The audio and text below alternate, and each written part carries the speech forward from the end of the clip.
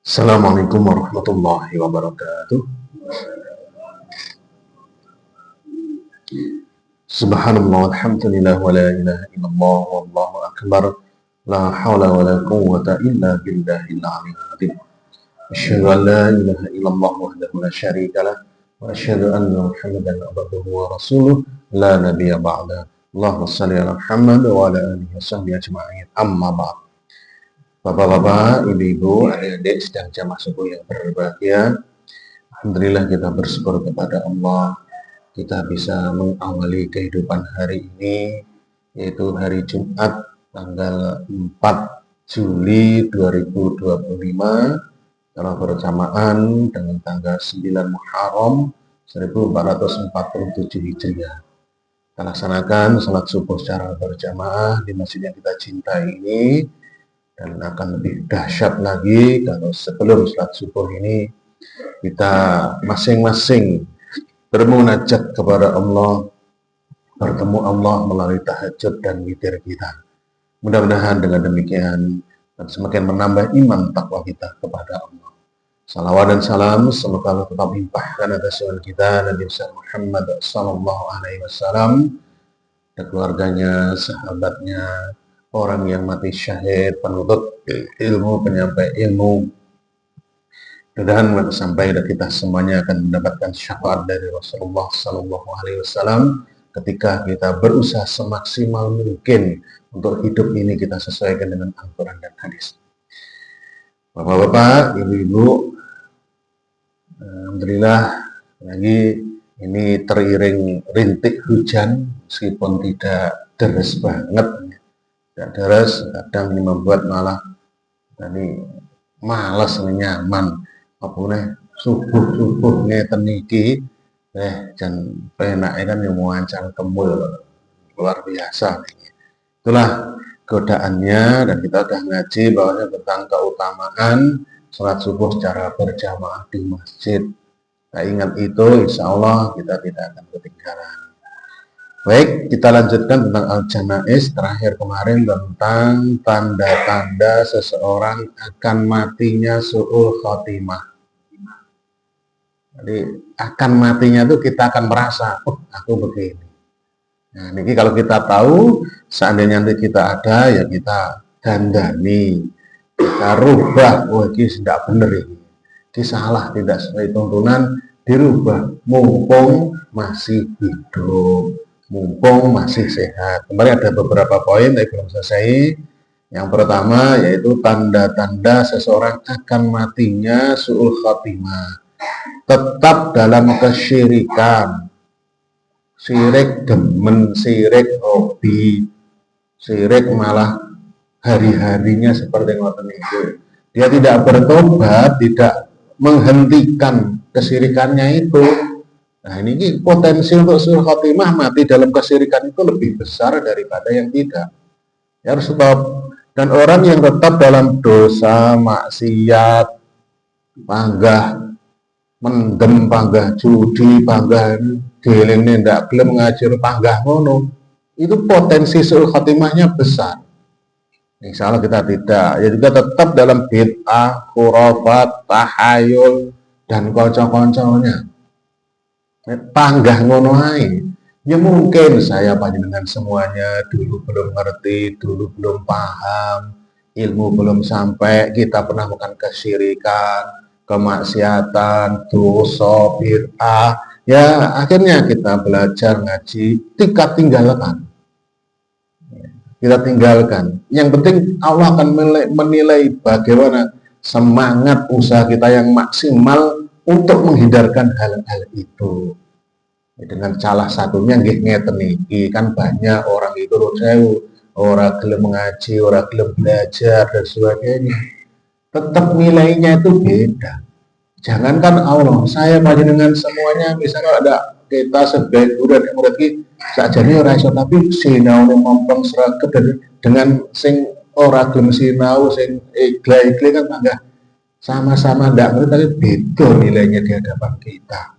Memang ini sudah serius banget ini belajar, tapi kok nggak iso-iso, dia sudah bertanya, ada sana sini tangga, Orang iso sama orang yang nggak peduli ini kan beda kan, apalagi di mata Allah. Ya salah satunya ya kita ngerti berikutnya tandanya kemarin yang sudah adalah cinta dunia, hubud dunia, dono emang 24 jam itu bangga dunia. Ya tetap kita tuh nyari dunia, hidup di dunia, dunia. Tapi jangan sampai sekarang hari-hari habis waktu kita hanya untuk dunia. Padahal rezeki sudah dikasih oleh Allah, tetap kita berusaha. Karena sangat cintanya dunia, orang peduli ibadah, orang peduli sing kebaikan dan sebagainya. Ini bahaya nih. Berikutnya, menyembunyikan keburukan yang disembunyikan di balik kebaikannya. Ini belum nih, belum. Nah, ini lanjutnya yang keempat, ini agak panjang sedikit. Sahih Al-Bukhari 3881.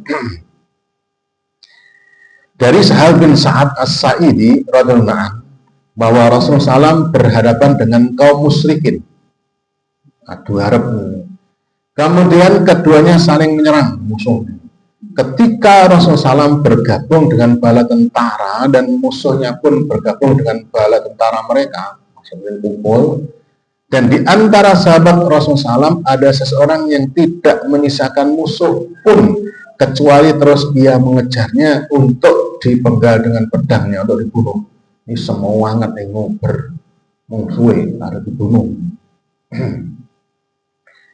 Dan di antara Rasulullah SAW, setelah itu seseorang berkata, hari ini tidak ada seorang pun dari kita yang mendapat ganjaran pahala sebagaimana yang didapat si fulan orang itu. Maka Rasulullah SAW bersabda, sesungguhnya orang itu termasuk dari penduduk neraka. Nanti dalam Sahih Muslim yang lainnya intinya sama. Ada sangkal perang itu ada orang yang betul-betul pejuang, pahlawan luar biasa dia, gagah berani. Dan kata Nabi, sahabat ngobat itu seorang mati syahid hebat. Tapi kata Nabi, dia dari penduduk neraka. Dalam mata pandangan manusia, dia adalah orang yang mati syahid, orang yang baik banget. Tapi kata Nabi di neraka. Apa sebabnya? Seorang laki-laki dari kaumnya berkata, aku adalah sahabatnya. Sahabat berkata, kemudian dia berangkat bersama orang itu. Apabila dia berhenti, orang itu pun berhenti. Dan bila mana dia bergegas, maka orang itu pun bergegas bersamanya. Artinya selalu bersama-sama dengan dua orang ini. Sahabat melanjutkan, kemudian laki-laki itu, orang yang berperang tadi yang luar biasa tadi, ditemukan dalam keadaan terluka parah. Loro kawin karena pemberani, luka parah, kemudian ya sobek-sobek kena pedang dan sebagainya. Karena saking lukanya niku, dia berharap segera mati. Mungkin orang tahan, orang kuat nih. Lalu ia meletakkan pedangnya di tanah dan ujung pedangnya diletakkan di antara kedua dadanya. Lalu dia membunuh dirinya sendiri. Intinya bunuh diri intinya nih. Maka orang yang bersamanya tadi pergi menemui Nabi SAW sambil berkata, aku bersaksi bahwa Tuhan adalah benar-benar utusan Allah. Beliau bertanya, kenapa kamu berkata seperti itu? Orang itu menjawab, orang yang Tuhan sebutkan tadi benar-benar penghuni neraka. Sebelumnya kan sahabat yang lainnya kan, wah ini berjuang mati syahid karena luar biasa berani. Tapi begitu Nabi katakan dia penduduk neraka. Dan sahabat konco pleke ini ngikutinya pokoknya. Ternyata sebab itu tadi. Begitu dia terluka parah, tidak kuat, akhirnya bunuh diri. Dan aku menjadi saksinya. Aku telah keluar bersamanya di mana aku mencarinya. Kemudian aku pun dapatkan dia dalam keadaan luka parah hingga ia berkeinginan supaya cepat mati. Orang mati-mati, masaknya loro rakwat. Maka dia meletakkan pedangnya di tanah dan ujung pedangnya diletakkan di antara dua dadanya. Setelah itu dia membunuh dirinya sendiri. Pada kesempatan itu juga Rasulullah bersabda, sesungguhnya ada seseorang yang mengamalkan amalan penduduk surga berdasarkan yang nampak oleh manusia, padahal dia adalah dari golongan penduduk neraka. Ini dalam pandangan manusia, itu orang ini sebawa luar biasa. Uang api, uang soleh, insya matinya penduduk surga, apalagi matinya dia di medan perang. Ternyata tidak. Dan ada seseorang yang mengamalkan amalan penduduk neraka yang nampak oleh manusia, padahal sebenarnya dialah golongan penduduk surga. Jadi dalam hadis yang lain ada hampir mirip-mirip. Dan dengan hadis ini Al-Hafidz Ibnu Hajar rahimahullah berkata, lafaz sesuai apa yang tampak di hadapan manusia ini mengisyaratkan bahwa sesuatu yang tersembunyi itu bisa berbeda dengan apa yang nampak. Su'ul khatimah bisa terjadi karena sebab tersembunyinya yang tidak diketahui oleh manusia. Allah akan mengungkap, menunjukkan, membongkar niat sesungguhnya orang itu di akhir kehidupannya. Namun dengan demikian, keterangan ini tidak kemudian menjadikan kita berburuk sangka kepada orang yang lahiriahnya berbuat baik. Oleh paling gue etok-etok, oleh paling ngapusi, tidak boleh begitu. Atau berbaik sangka pada orang yang buruk. Oh, ini nyolong saja nih api kok. Nah, tidak begitu. Tidak begitu. Ya kita akan bahasa kita akan dilihat dulu, diperhatikan, ditabayuni dan sebagainya. Akhirnya nanti Allah pasti membongkar. Kalau seseorang itu sesungguhnya niatnya buruk, niatnya jelek, tidak karena Allah, pasti terbongkar. Contohnya, ini contoh yang masuk dalam sejarah kita lah Snok Hergronya. Dr. Snok Hergronya. Ini seorang orientalis Belanda yang disusupkan ke Aceh, karena Aceh ini Indonesia paling akhir dewe sing bisa dikuasai. Itu pun tidak tuntas menguasainya. Kenapa? Karena orang Aceh itu kuat sekali agamanya. Nah, untuk menundukkan itu dikirim Snok Hergronya, belajar yang hafal Al-Quran bahasa Arab lancar, tampilan Islami, ganti namanya, lupa saya, namanya ke Islami mana ya? Akhirnya balik neng Aceh, Islami sekali, sampai banyak tokoh-tokoh itu terperdaya. Akhirnya justru dengan itu dia mencari kelemahan Islam untuk menghancurkan Islam dari dalam. Sampai hari ini banyak sejarah itu yang ditikung, dihapusi oleh Snok Hergronya dan kocok-kocoknya. Banyak sekali banyak membaca sejarah itu nanti. Api sejarah Profesor lupa saya namanya, pengarangnya itu membongkar itu semuanya. Jadi Islam dari Gujarat, dari pedagang India kan gitu kita dulu. Tidak, Islam diajarkan langsung ada sahabat Nabi yang datang ke Indonesia. Baru sejak zaman Fir'aun, untuk mengawetkan mumi Raja Mesir Fir'aun itu salah satu bahannya adalah kamper atau kapur. Nah, kapur ini sejak zaman dulu di daerah Barus Sumatera itu penghasil nomor 1 di dunia. Makanya kapur Barus, kapur dari daerah Barus. Barus itu Sumatera Utara, kalau daerah Sumatera. Jadi sudah sangat terkenal. Sangat terkenal nih. Ini zaman Fir'aun sudah ada connect gitu. Kembali baca sejarah nih itu. Nah, ini sekali lagi kalau seseorang itu menunjukkan ketok api, tapi niatnya bukan karena Allah, akan dibongkar. Jadi sokai musim yang lainnya itu kemarin singgung bahasanya ada 3 orang yang dilemparkan ke neraka. Satu seorang pejuang. Di mata manusia dia mati syahid. Wah, pejuang dan sebagainya. Ternyata dia mendapatkan apa dari dunia, tapi niatnya dunia dilempar ke neraka. Ada orang yang nyah-nyoh dermawan, tapi dia niatnya itu bukan karena Allah. Karena apa? Ya pengen jadi pejabat dan dikira dermawan. Dia sudah dapat dunianya. Maka yang akhirat oleh Allah ditanya oleh kamu bahwa dilempar ke neraka. Dan sebenarnya adalah seorang yang berilmu, mengajarkan ilmunya, tujuannya untuk dunia, tujuannya ben kondang dan sebagainya, akhirnya dilemparkan ke neraka.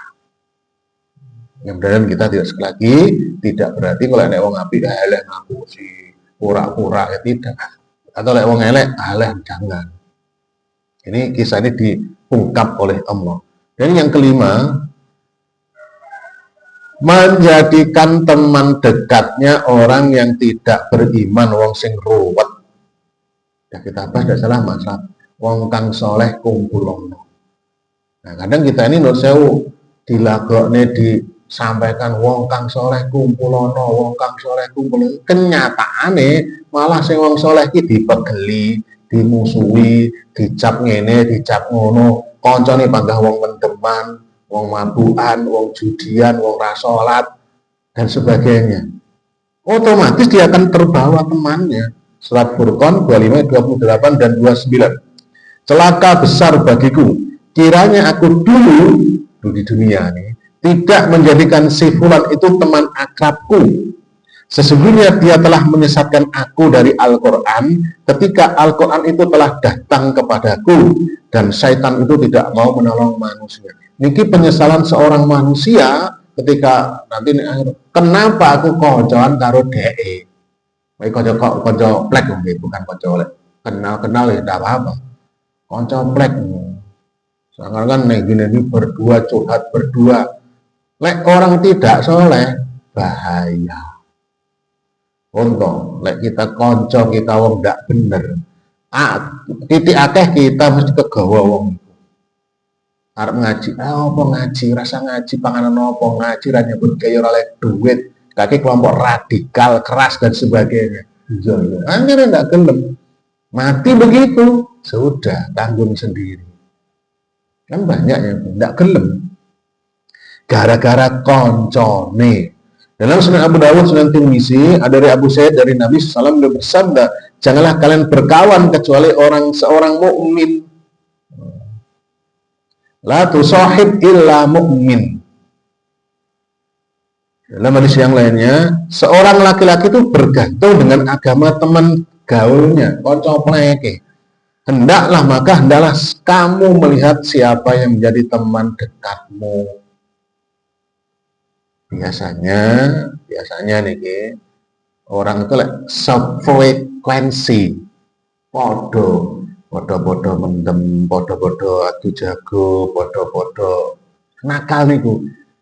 Keumumannya dia itu mesti kelompok koncane golek wong sing ngono kuwi. Pasti itu sudah sunatullahnya seperti ngoten niku. Wong lek kowe sing ndak bener, kumpulannya nggih ngoten-ngoten niku, grup-grupnya niku. Sama aja orang beriman, lah mau ngaji, grupnya berarti grup pengajian, grup pengajian kajian sini, grup kajian takwan saya. Mesti orang-orang segera ngaji nih. Keumuman begitu. Begitu juga mungkin mereka bentuk grup apa? Grup bahwat.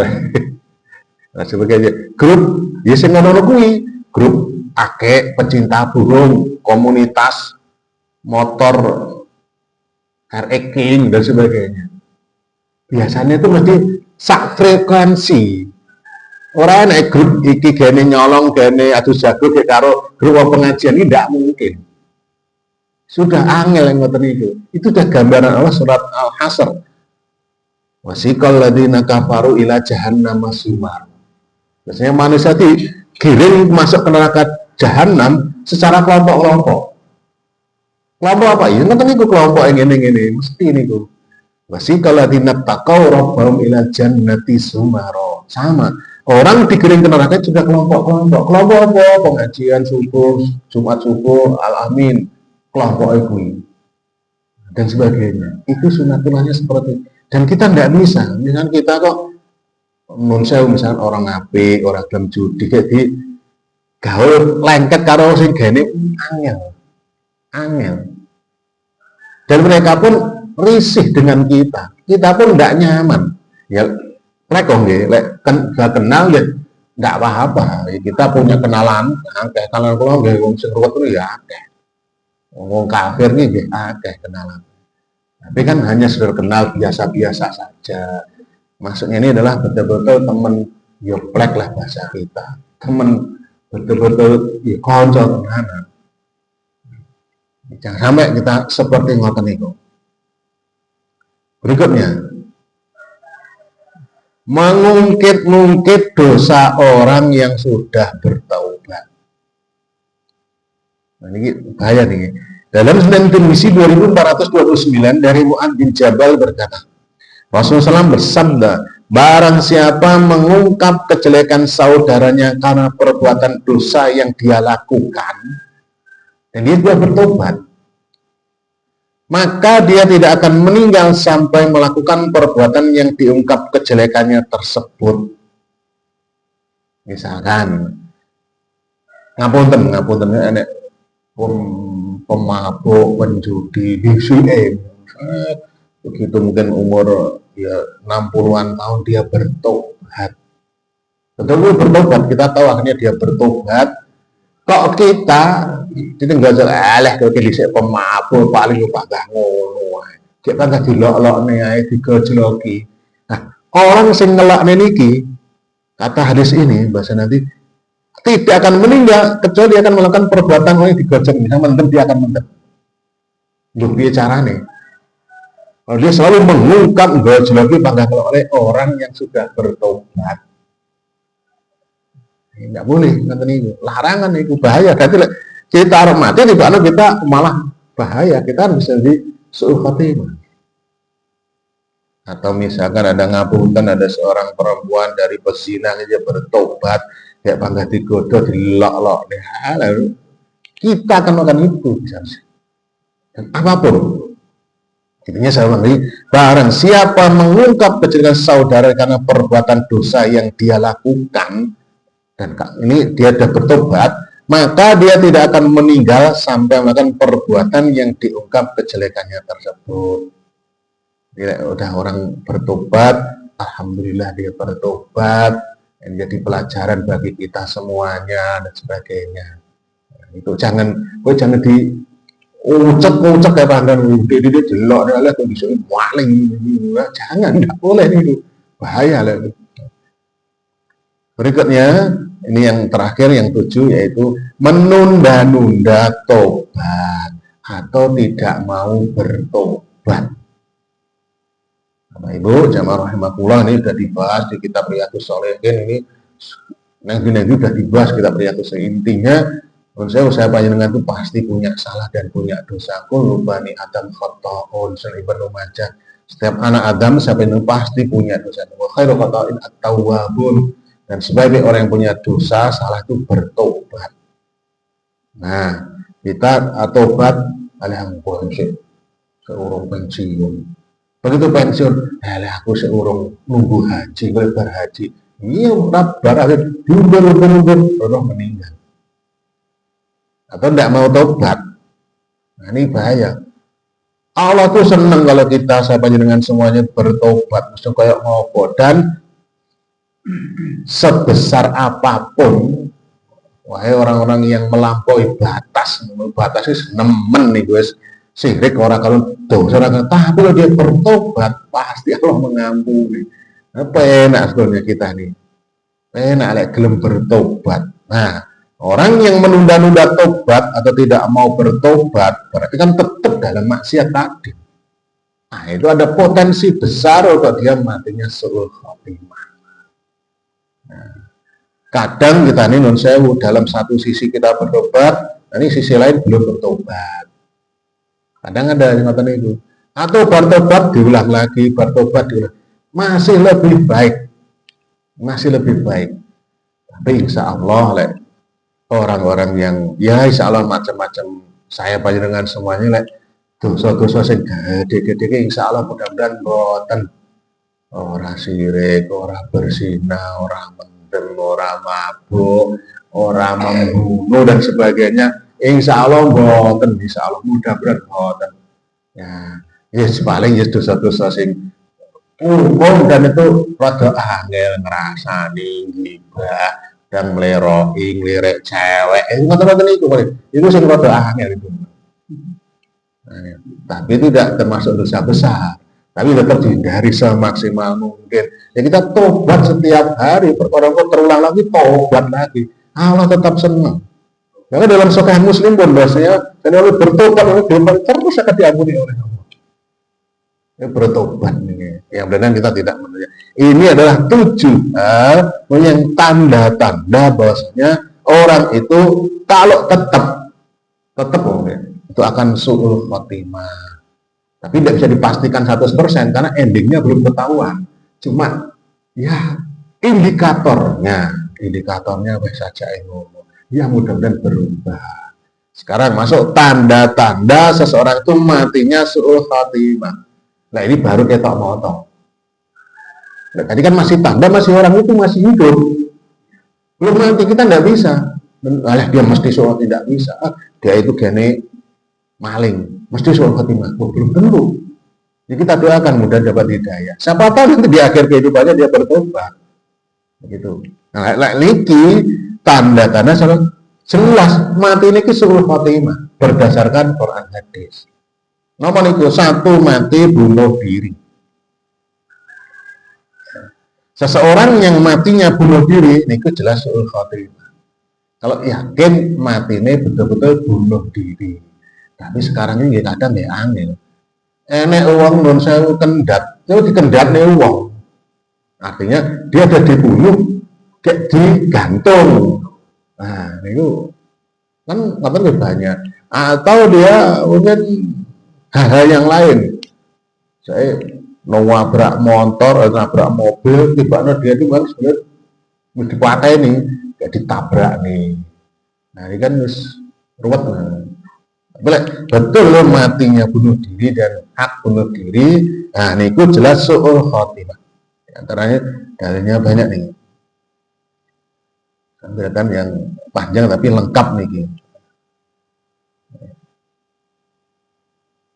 Sahih Bukhari 5333. Dari Abu Hurairah radhiyallahu anhu dari Nabi SAW dia bersabda, barang siapa menjatuhkan diri dari gunung hingga membunuh jiwanya. Dari gunung berarti dari ketinggian, dari tower, apartemen, jembatan, pokoknya dari ketinggian. Maka ia akan jatuh ke neraka jahanam. Ia kekal abadi dalamnya selama-lamanya. Barang siapa yang menenggak racun hingga meninggal dunia, racun, yo potas, nopo betiku, macam-macam itu. Racun apa itu? Niatnya bunuh diri. Maka racun tersebut akan berada di tangannya dan dia akan menegaknya di neraka jahanam. Ya kekal abadi di dalamnya selama-lamanya. Termasuk, menurut saya namanya bunuh diri ini misalkan panjenengan mumet tuku bodrek, dosisnya sekali minum pagi, siang, sore, ben pengen ndang mari sekali ngombe sak emplek 12 biji. Nah ini itu juga bunuh diri. Maka itu juga bunuh diri. Atau dengan ora iso berenang. Kemudian yang kolam renang enek sing 1 meter karo sing 3 meter. Ita itu nyemplung 3 meter, gelagapan mati, bunuh diri. Kita orang iso renang ya sing 1 meter mawon, itu digojo-gojo caci ya apa-apa. Atau kita pakai pelampung, kalau yang di 3 meter pakai pelampung, pakai alat safety, dan itu tidak apa-apa. Tapi nekat begitu. Tahu bahwasanya niki rel kereta api, galungkas kereta api seketok kokono lewat, ini tak ada mati bunuh diri ngoten niku. Tahu iki setrum, jelas tahu, dicowok kelae, ya itu bunuh diri ngoten niku. Tidak sengaja berbeda, itu niat. Dan barang siapa bunuh diri dengan menusuk dirinya dengan besi, maka besi itu akan ada di tangannya. Dengannya ia akan menghujamkan ke perutnya di neraka jahanam. Ia kekal dan abadi selama-lamanya di neraka jahanam. Ini panjang nih. Intinya orang bunuh diri itu masuk kategori su'ul khotimah. Dan bunuh diri itu tidak menyelesaikan masalah, tambah masalah. Macam Pegadaian mengatasi masalah tanpa masalah. Lek bunuh diri bukan menyelesaikan masalah, tambah masalah. Kematian itu awal kehidupan yang kekal abadi. Awal kita mati itu bukan stop, itu awal kehidupan kita yang kekal. Malah bahaya ini kok mati jadi tujuan. Ya, sekali lagi jangan sampai mbok seruwet apapun permasalahan itu, ojo sampai bunuh diri. Cuma kang pacaran aku ya padha ae kan. Padha ae. Jangan sampai nih, jangan sampai pun toh ya. Makanya kita ini kuatkan iman akidah kita. Kadang setan datang, enak lek mati kan belar. Kita lihat nenggalek kan kasusnya nggak ada ngoten itu. Itu akhirnya kita kan yang bunuh diri. Ya mudah-mudahan kita tidak mengikuti mereka. Berikutnya, keluar busa dari mulutnya. Kalau seseorang di Indonesia meninggal dunia, kok dari mulutnya ini keluar busa. Lek orang mati normal, ini kira-kira kok boten. Mesti ada sebabnya dia kalau berusaha, bisa dia overdosis, obat, bisa ngotot-ngotot niku. Ibnu Mas'ud mengatakan, sesungguhnya nyawa seorang mukmin itu keluar disertai cucuran keringat. Sementara orang kafir nyawanya keluar disertai dengan keluarnya busa dari mulutnya, seperti keluarnya nyawa keledai. Sesungguhnya orang mukmin pernah melakukan perbuatan buruk, oleh karena itu akan dipayahkan ketika menghadapi kematian. Sementara orang kafir melakukan kebaikan, oleh karena itu dia akan dimudahkan dalam kematiannya sebagai tebusan atas kebaikannya. Kita lihat sebawah ini, keluar busa dari mulutnya itu adalah tandanya orang kafir, orang tidak beriman. Biasanya, lek ngoten itu biasanya nih mesti ya biasanya mendem, overdosis, dan hal-hal yang lain. Berikutnya, meninggal dunia dengan mukanya hitam gosong. Mukanya itu gosong, hitam itu betul. Tapi beda lek wong hitam, wong malotong ya beda. Niki jane nggak normal kok ulang. Kira jeliteng atau bagaimana, gosong kayak bekasnya kobong atau bagaimana nih? Niki di dalam Sunan Tirmizi 3061. Dari Abu Hurairah radhiyallahu anhu dari Nabi SAW beliau berkenaan dengan ayat ingatlah surat Al-Isra 71, ingatlah suatu hari yang hari itu kami panggil tiap umat dengan pemimpinnya. Beliau bersabda, salah seorang di antara mereka dipanggil lalu diberikan kitabnya dari kanannya dan badannya dilebarkan menjadi 60 hasta. Wajahnya menjadi putih berseri dan di atas kepala diletakkan mahkota dari permata yang berkilauan. Lalu menghampiri teman-temannya dan mereka berada dari kejauhan sambil berdoa, ya Allah berilah kami hal yang sama dan berkahlah kami dengannya. Sampai ia di depan mereka lantas berkata, berbahagialah karena masing-masing kalian akan seperti ini. Artinya orang yang diberikan kitabnya dari sebelah kanan diberi kemudian itu orangnya tandanya masuk surga. Sedangkan orang kafir wajahnya menghitam, badannya dilebarkan 60 hasta seperti Adam dan dipakaikan di atas kepalanya sebuah mahkota. Lalu teman-temannya melihat dan berkata, kami berlindung kepada Allah dari kejelekan ini. Ya Allah, jangan engkau berikan hal ini kepada kami. Datanglah yang menghampiri mereka dan mereka mengatakan, ya Allah, hinakalah dia. Tapi ia berkata, kiranya Allah menjauhkan kalian dari impian kalian dan masing-masing kalian seperti ini. Ini kelompok orang-orang yang kafir. Begitu meninggal dunia, wajahnya menghitam. Hitam ya, wallahu a'lam apa sebabnya. Jadi kalau kita melihat seseorang kok saja kok ngono, Habis lagi hitamnya itu hitam kan kena wong ireng gitu. Oke, kan ketok nih hitamnya hitam yang memang dia orang hitam atau hitamnya berbeda. Kita bisa membedakan. Kita cerdas soalnya. Berikutnya, nah niki sing banyak, niki sing sangat mengerikan, yaitu mati ketika sedang maksiat, berbuat dosa pas mendem mati, pas judi cetek bablas mati, pas zina mati, pas maksiat dosa kok meninggal dunia, itu su'ul khotimah. Musnad Imam Ahmad dari Hudzaifah bin Al-Yaman berkata, aku sadarkan Nabi SAW di dadaku, lalu dia bersabda, barang siapa mengucapkan la ilaha illallah karena mencari dia mati dengannya, artinya dia bertauhid yang murni kemudian meninggal dunia dengan tauhidnya niku, tidak mau mensekutukan Allah, dia masuk surga.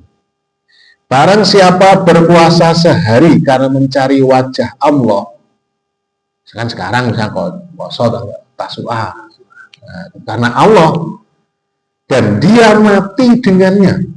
Mati dengannya itu pas poso meninggal, ya begitu, mati dengannya, ia masuk surga. Dan barang siapa mensedekahkan sesuatu karena mencari wajah Allah dan dia mati dengannya, dia masuk surga. Artinya apapun siapapun, saya panjenengan semuanya kok beramal soleh, berbuat baik, mati ketika melakukan itu husnul khotimah. Kebalikannya, mahum mukhalafahnya, lek maksiat berarti su'ul khotimah. Pendalilannya begitu. Pas sholat, sujud bablas, niki akeh. Pas ngisi kajian ustate, blek bablas, yo akeh. Wis padha ae ustate iso mati gara-gara kau ngajian, jamaah ya padha ae. Sama-sama. Misal pas sedekah, panjenengan sedekah, memberi makan nanti orang yang berbuka puasa, kok meninggal, ya husnul khotimah. Sekarang pas poso, dia meninggal, ya husnul khotimah. Dan semuanya pas api maca Al-Quran dan sebagainya, maka husnul khotimah. Kebalikannya, itu pas mendem, overdosis, mati. Akeh nek ngoten niku mati berjamaah gara-gara oplosan. Lah bolak-balik niku. Ngono ora kapok-kapok saya heran. Enak iki ya apa jarene katane iki, saya punya jamaah niku gayane iki mesti mendem judi, tobat. Wong karangan itu masih di bawah saya umurnya. Senengane ngoten, dia tuh sadar ya pas Idul Adha 1-2 mungkin beberapa tahun yang lalu, dia itu delok ning masjid, rasanya delok wong beleh sapi, kok dia tuh nangis wedi.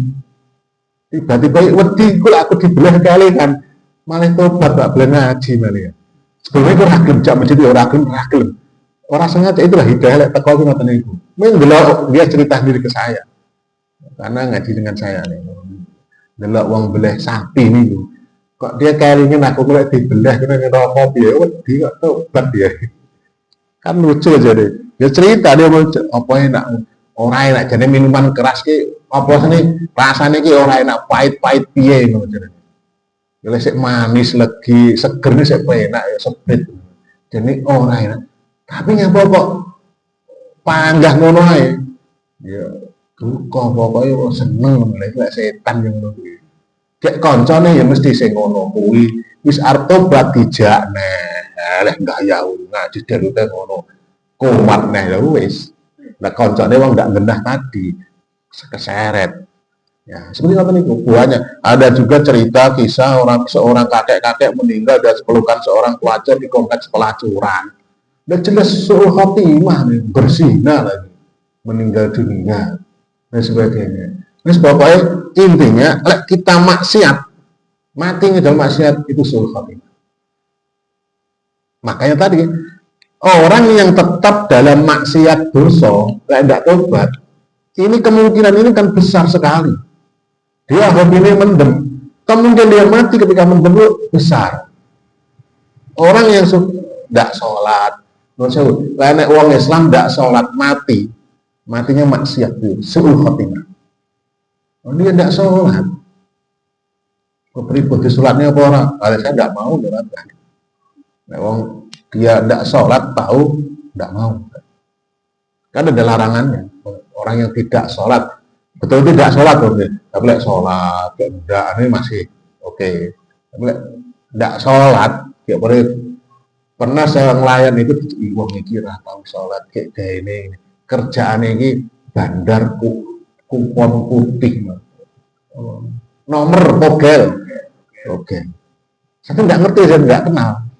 Ini ceritanya koncone tonggone, koncone kerjaannya pas mati ini ngono kuwi. Masya Allah, ganale aku. Ya Allah, ada itulah kehidupan. Tentunya itu menjadi pelajaran saya pengen semua ojo kaya ngono kuwi. Berikutnya, niki yang terakhir tentang orang yang suul khotimah, matinya nggih, jasadnya tidak diterima bumi. Orang ini kita lihat nih hadisnya nih. Sahih Al-Bukhari 3348. Dari Anas radhiyallahu anhu berkata, ada seorang laki-laki Nasrani masuk Islam lalu membaca surat Al-Baqarah setelah surat Ali Imran. Dia biasa menulis untuk Nabi, tetapi kemudian dia kembali ke agama Nasrani dan berkata, tidak ada yang diketahui Muhammad melainkan apa yang aku tulis untuknya. Ada orang Nasrani masuk Islam, bapak-bapak masuk Islam. Ya, pinter dia, karena pinter bisa nulis, dan nulis surat Al-Baqarah Ali Imran. Akhirnya dia murtad. Begitu murtad ngomong, "Lah Muhammad ku gak iso ngomong." Lah sing nulis niki aku. Difitnah lah intinya begitu. Kemudian Allah memanfaatkannya, mati orang tadi. Kemudian teman-temannya menguburkannya. Pada keesokan harinya jasadnya dimuntahkan oleh bumi. Terus dikubur, misalkan awan dikubur. Saya ini metu Pak Warun, soalnya yang jopo. Teman-temannya berkata, ini adalah perbuatan Muhammad dan sahabatnya. Ini Muhammad nih, mengajar begitu. Karena teman kita ini berpaling dari agama mereka. Lalu mereka membongkarku dan mencampakkannya. Ini konco-konco ini nuduh oleh paling Muhammad Rasulullah, duduk tuh cale. Ayo dipendem karo konco-konco nih grup ini. Maka mereka kembali menguburkannya dan menggali lubang kuburnya lebih dalam lagi. Nah, ini 2 meter, sakit 3 meter. Lebok ini dikubur. Namun keesokan harinya jasadnya kembali dimuntahkan oleh bumi. Saya betul itu.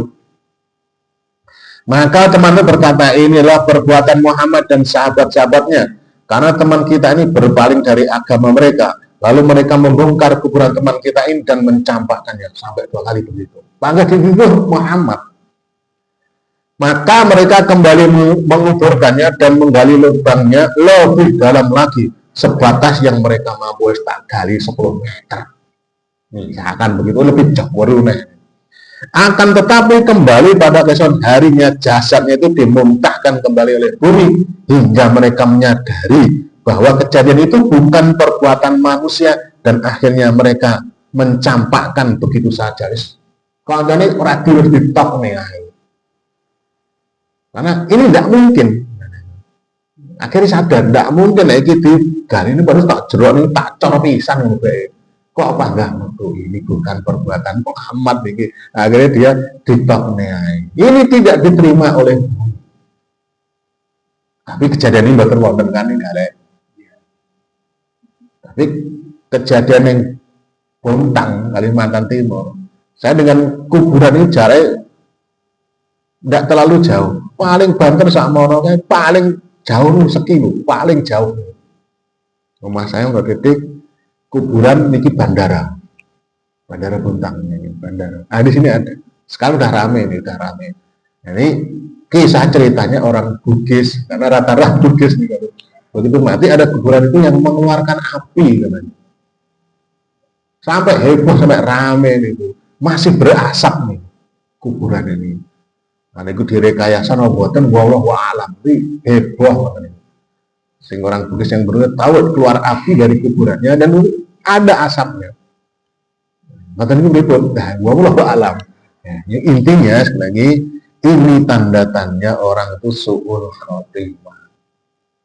Nah ini kan kecuali oleh jasadnya keluar gara-gara banjir, itu kisahnya berbeda gitu.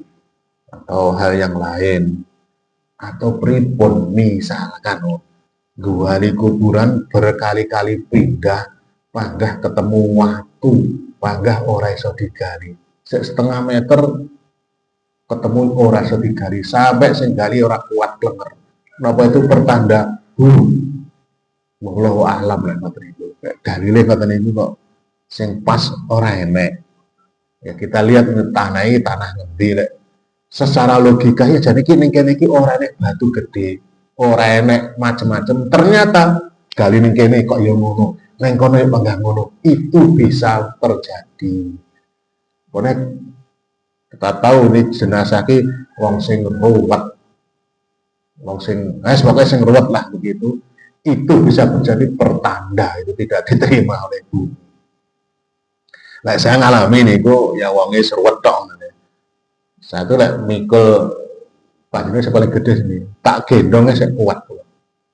Tapi ini saya mikul wong telu papat klenger rasanya kok pedot boyok nih. Padahal wong tok loh nih, wong tok. Saya pak saya tak gotong saya kuat loh. Tapi kalau tiba-tiba ora kuat, benda kuat, nah, itu kan sesuatu yang di luar logika. Ya kita tidak bisa menuduh, tapi subhanallah apa yang terjadi? Yang terjadi. Ya, kita lihat kan mesti flashback kita. Wong ini kayak di mendem, kayak di judi. Nah itu sudah bisa menjadi sebuah peringatan, tapi aja di expose. Dasar orang jangan. Itu jadi rahasia kita, man. Paling itu kasak kusuk yang berubah di kubur, ngerasa ini kak bokok. Masih begitu, biasanya begitu. Tapi tidak jangan sampai itu menjadi fitnah nanti. Ya, bapak-bapak, ibu-ibu, jamaah mbak ya kita berharap kepada Allah dan jangan sampai kita ini menjadi su'ul khotimah. Jangan sampai. Ya tentunya kita kalau misalkan yang tanda-tandanya itu ada, seandainya ada, ya kita dandani, kita mumpung masih hidup. Ya Allah kalau kok panggah bid'ah itu, ya ditandani ngaji. Kok panggah syirik ae, ya ngaji. Ngerti syirik enggak itu kalau kita ngaji. Lah orang ngaji ya enggak ngerti. Iki syirik apa orang ngaji tauhid ya panggah enggak ngerti. Pokoknya ngaji ning ngendi pinter kayak apa tapi lek orang ngaji tauhid orang ngerti ya syirik nih. Syirik itu pokoknya nyembah Allah, nyembah kuburan, nengkuk-nengkuk. Orang ngono tok syirik itu. Kadang itu semua ngaji bab-bab yang lain akidah jebol. Ingat kemarin bahwasanya menurut saya kalau kita melakukan sesuatu kesyirikan, habitat a'maluhum, amal kita ini. Jadi tauhid itu ilmu yang paling dasar. Nabi 10 tahun di Mekah itu hanya tauhid.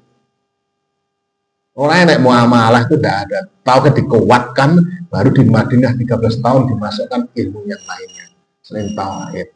Karena tauhid itu pondasi dasar. Berapa banyak menurut saya akhlaknya mulia, api, rajin ibadah, yo haji, umroh, tapi yo bangga nyadran, bangga syirik, bangga sesajen. Kenapa? Karena tauhidnya sing jebol. Oleh ilang ini apik liyane apik. Ya, jadi tetap kita ngaji tauhid kemarin bahasanya tauhid itu pondasi utama kita. Seberapapun dosa kita tidak mensekutukan Allah pasti masuk surga. Tapi kita apik dan sebagainya kok mensekutukan Allah, nah itu bahaya. Habitat a'maluhum ini bahaya dan menurut saya akidah ini sing paling tidak disukai. Rata-rata itu wong senengnya yo akhlak, tazkiyatun nafs kan api ini betul api. Tapi lek ngono aja ndak ngerti syirik bahaya. Banyak ngaji ke siapapun, siapapun, kiai manapun, nomor satu itu tauhid. Itu yang paling utama, ilmu paling utama di dalam Islam, pondasi pokok kita. Semua nabi menyeru pada tauhid. Gila iso tau kita murni, akhlake mulia, ibadah mempengi itu sing jos niku. Dasar lagi. Tapi kan yo angel ngoten niku. Nggih, insyaallah sudah selesai. Berikutnya ya berikutnya. Nanti tanda-tanda seorang itu akan husnul khotimah. Nah, ini kan akan su'ul khotimah dan tanda su'ul khotimah. Besok tanda akan husnul khotimah dan mati husnul khotimah. Kebalikannya. Nah, ini saya disekne dan ya kita hati-hati. Ada waktu mungkin 5 menitan atau 10-an kalau ada pertanyaan, Pak Niki apa yang lainnya. Monggo. Ini hari tanggal 9 Pasua. Esok 10. Aku lali orang sahur, Pak. Ora sahur ora apa-apa. Asal mang orang ngombe kopi. Wis ngopi ya padha ngopi. Nah, puasa sunnah itu ya, misalkan orang ngombe sange boleh, enggak apa-apa.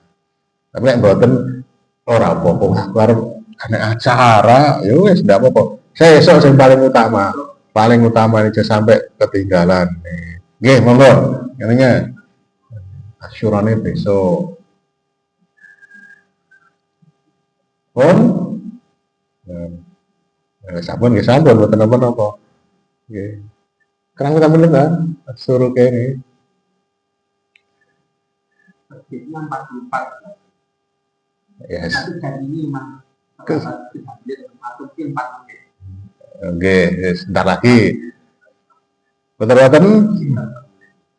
Betul-betul nggih, enggak apa-apa. Nanti kita lihat dari kemarin ini ada perbedaan pendapat tentang tanggal 1 Muharramnya. Nah, panjenengan berkeyakinan bahasanya hari ini masih tanggal 8, tidak apa-apa, berarti besok Sabtu sama Ahad silahkan. Nah, keyakinan hari ini, berarti hari ini tanggal 9, besok tanggal 10, silahkan poso, silahkan. Ya. Jadi apalagi lebih abdul lagi kita memberi makan orang yang berbuka puasa, itu lebih dahsyat lagi, niku dahsyat lagi. Nah, ini enak nih, alhamdulillah, boten nggih. Wonten napa-napa, lek takwa nanti wonten buka puasa bersama. Nanti ada. Jumat nanti ada, besok ada, 2 hari. 2 hari berturut-turut. Besok lusa sudah terserah. 3 hari malahan, alhamdulillah.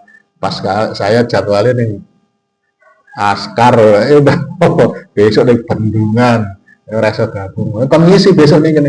Oh, jadwalnya Bendungan kok kon ngisi nih takwa, enggak bisa. Besok kan takwa kalau mau makan enggak ada kajian. Enggak ada kajian. Nah, Jumat ada. Makanya saya kon ngisi enggak bisa. Saya jadwal yang lainnya. Ya, mudah-mudahan semua amal soleh kita diterima, dosa-dosa diampuni oleh Allah, ilmu yang kita dapatkan bermanfaat dalam kehidupan kita. Fantasiru fil ardh, jangan lupa nanti salat Jumat. Alhamdulillahirabbil alamin. Subhanakallahumma wa bihamdika asyhadu an la ilaha illa anta astaghfiruka wa atubu ilaik. Assalamualaikum warahmatullahi wabarakatuh.